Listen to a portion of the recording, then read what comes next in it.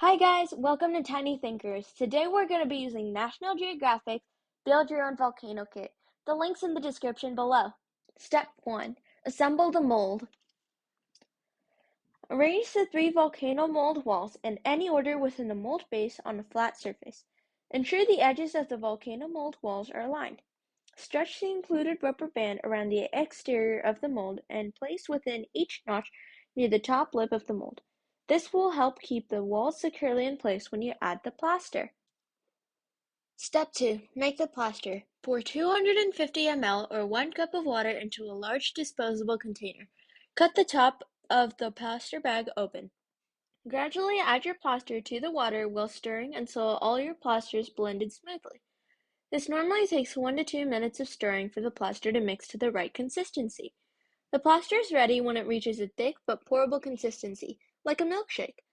Note: if the mix is too runny, it'll seep out of the seams of the mold. If you let it sit too long, it'll be too set to pour, so make sure you get the timing right. Step 3. Make the plaster. Once the plaster is mixed and ready, pour it into the volcano mold. After pouring, gently tap the sides of the mold to remove any air bubbles. Let it sit for 30 to 45 minutes. Once the plaster has set, carefully remove the mold and use your stirring stick to scrape off any unwanted mold lines. The plaster must dry completely before you paint it.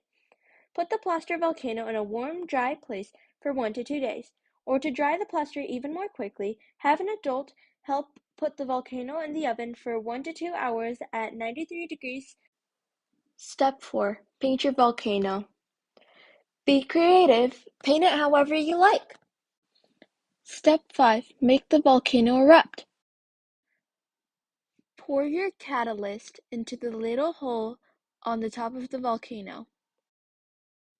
Slowly pour the vinegar into the hole and watch your volcano explode.